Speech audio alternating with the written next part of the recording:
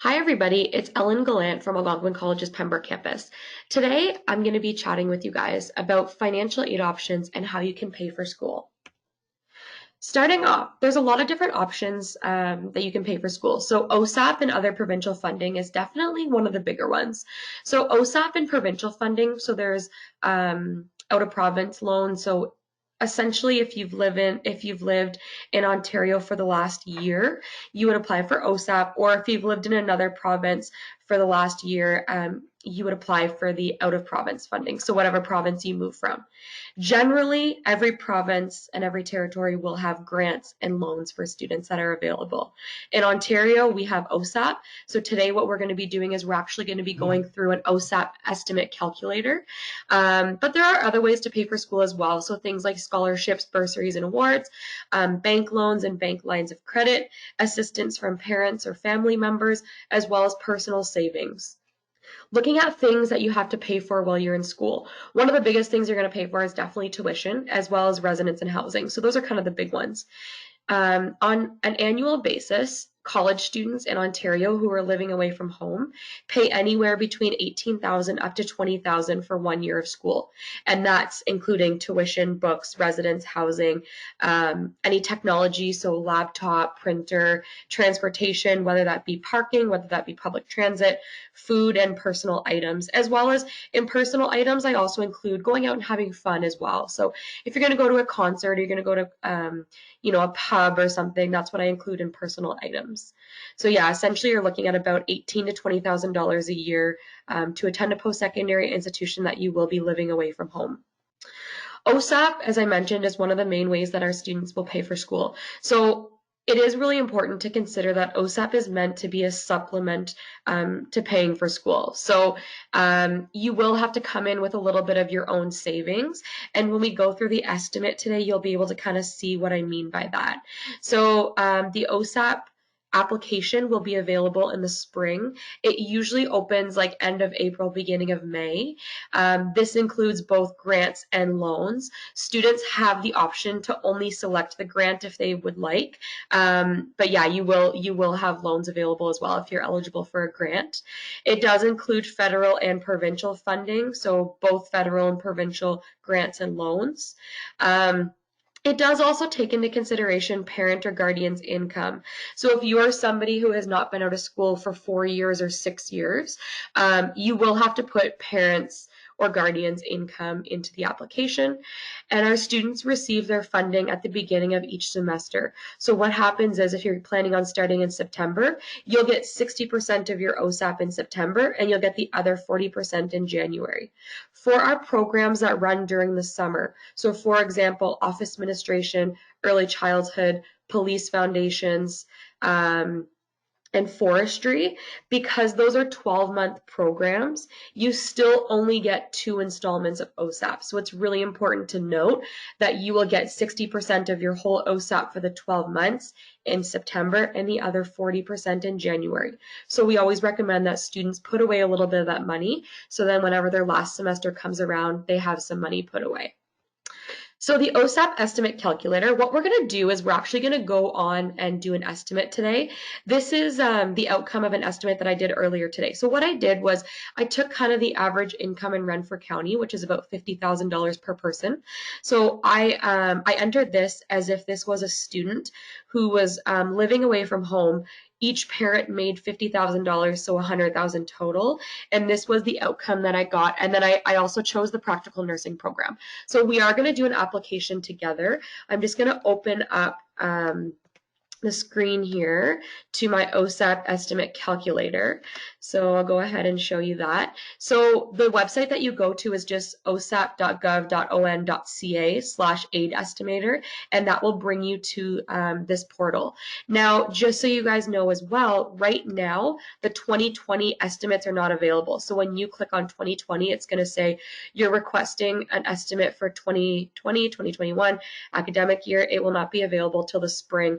And the reason is because right now they don't have the amounts in for 2020. So we're actually going to be doing an estimate for 2019. Okay, so we're going to choose our school. Now there's all the schools in Ontario, the publicly funded universities and colleges will be listed.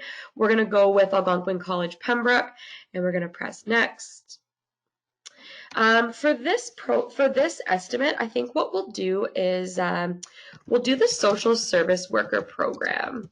So you just type in your program and then you search it and then two options will pop up. So year 1 or year 2, we're going to just do year 1 and we'll go next. Okay, so in the aid estimator, it's going to ask you some personal questions. So if you are married or in a common law relationship, you would choose that option. If you are a sole support parent, meaning that you are separated and you have support of your children, you will select that. For this one, we're actually going to do it as if we had just graduated high school. So we're going to put single. Have you been at a high school for at least 6 years? No, we have not. Have you been at a high school for at least 4 years? No. And have you been working full-time for 2 years? No, because we've been a high school student. Are you separated, divorced, or widowed, and have no dependent children? We're going to put no. And were you ever in the care of CAS? We're going to put no for that as well. Now, if you identify as somebody who has ever been in extended society care, you will go ahead and put yes. The one great thing about the applications is if you click on the blue links there, it'll explain to you how you would identify. So full-time employment means 30 hours a week. If you are ever in the care of CAS, it will say, it'll kind of give you a breakdown and a definition of what that means. So if you're not sure, just click the blue link and it will tell you. So are your parents both deceased? We're going to put no for that. Alrighty, so the next step is going to be talking about just additional information. So do you have a permanent disability? We're going to put no. If you do have a permanent disability, anything that you can get documentation for, you are going to put yes. When you put yes, it'll actually prompt you to print off some paperwork whenever you do your full application. Right now, we're just doing a practice application, which you do have access to right now.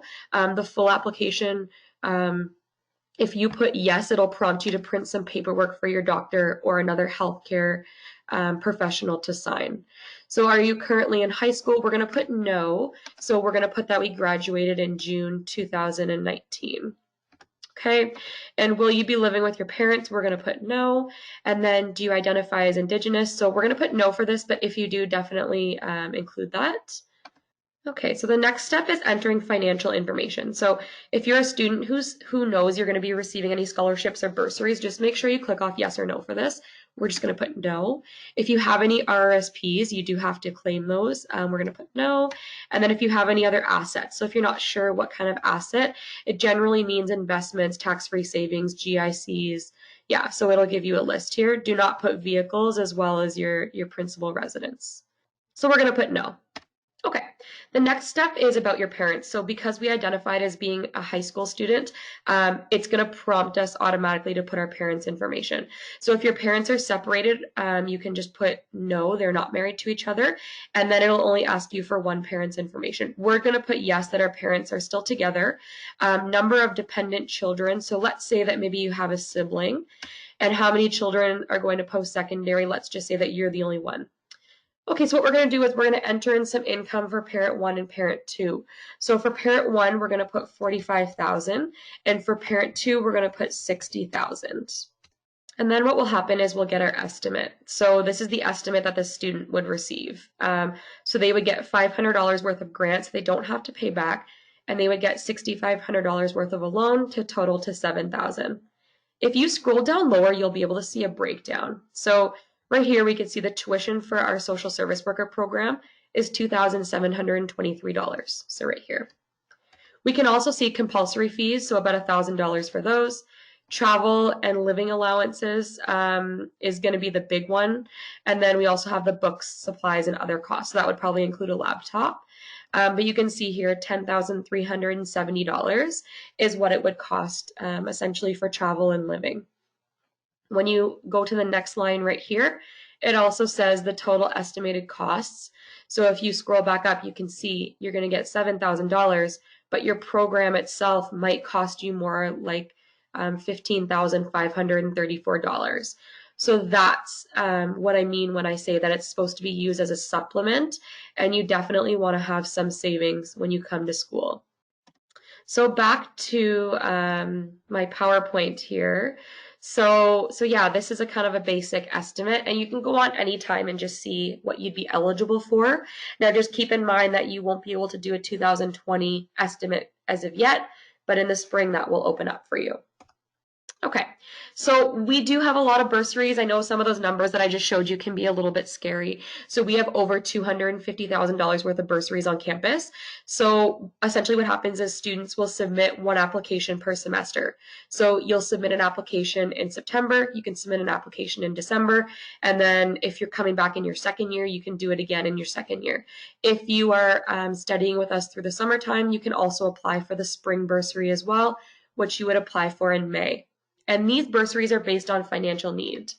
The other thing to consider is that there's a lot of external websites like scholarshipscanada.com. So I always recommend to students that if you're worried about paying for school, there are other options like external bursary websites such as Scholarships Canada. And sometimes if your parents or guardians work for a certain company, they might actually have a bursary fund for children. So it's something to look into. Or if you work at an organization, sometimes they will have bursaries as well for you. For your information as well, our campus email is yourfuture@algonquincollege.com.